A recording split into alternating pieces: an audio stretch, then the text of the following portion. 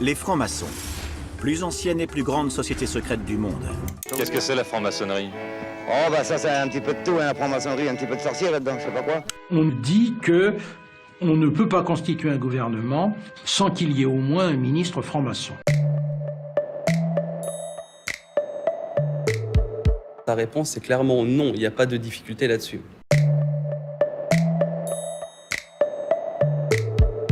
Les francs-maçons, c'est une société de réflexion et de pensée, c'est une société discrète, une société plurielle, qui regroupe des individus d'origine sociale et sociologique totalement différentes. Ça peut être évidemment, comme on l'entend souvent, les dirigeants des grandes sociétés, des députés, des politiques, etc.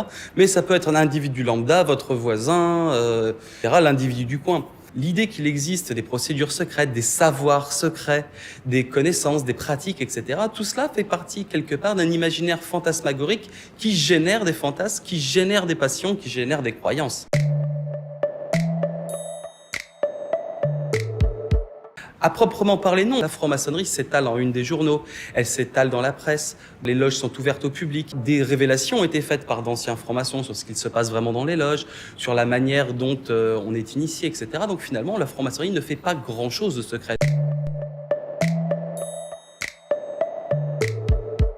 C'est quelque chose qui a vraiment démarqué la chronique dans le cadre des années de plomb. Et oui, effectivement, il y a eu ce cas vraiment concret de connivence entre des politiques, des magistrats, des criminels, etc.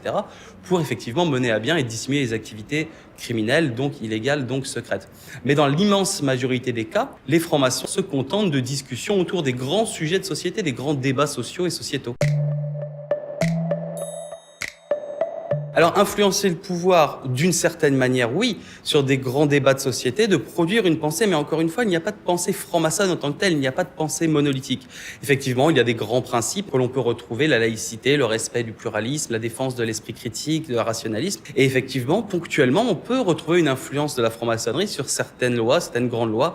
Exemple typique, eh bien, la loi sur la séparation de l'Église et de l'État de 1905. Mais on ne peut pas dire à proprement parler que les lois, les projets de loi, les avant-projets de loi sont fabriqués dans les loges. Bien, la franc-maçonnerie permet, j'allais dire, une sorte d'espace un petit peu à côté, un espace un peu de calme social, calme politique, où les idées peuvent maturer, le débat peut se faire, et elle permet aussi finalement aux gens de se rencontrer et de dialoguer.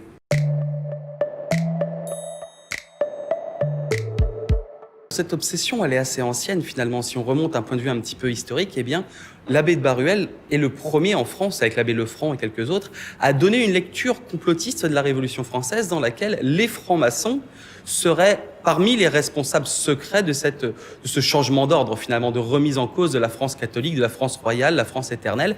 Et on retrouve tout au long de l'histoire une espèce de haine anti-franc-maçon qui se caractérise eh bien, par l'idée qu'il s'agirait d'une société secrète, de la synagogue de Satan, et qui exercerait un pouvoir occulte de l'anti-France sur notre pays. Cette idée, elle a essaimé au sein de l'extrême droite depuis la Révolution française jusqu'à nos jours. Il faut faire le distinguo entre cette société secrète historiquement avérée que sont les Illuminés de Bavière, Illuminatenorden en allemand, et la construction qui en est faite des Illuminati par un auteur anglo-saxon qui s'appelle John Robison. Puis, dans le cadre de la Révolution française, l'abbé Augustin de Baruel, dans ses célèbres mémoires pour servir l'histoire du jacobinisme, a expliqué que la Révolution française, en vérité, est due à une triple engeance. Les sophistes, les philosophes des Lumières, les francs-maçons et une société plus secrète encore qui aurait infiltré les grades de la franc-maçonnerie, les Illuminati. Le terme Illuminati a été forgé, je le disais, quelques années avant, quelques mois avant, par l'auteur britannique John Robison.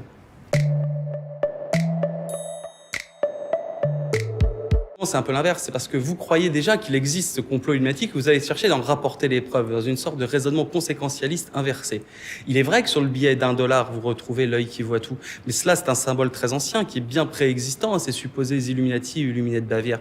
Vous avez affaire à des symboles, effectivement, des symboles rationalistes de l'époque, des symboles des Lumières, qui sont ceux de la pensée rationnelle, de la libre pensée, typiquement l'œil, la pyramide, symbole de la sagesse, de la connaissance. Des symboles que vous retrouvez par exemple dans l'Égypte antique déjà.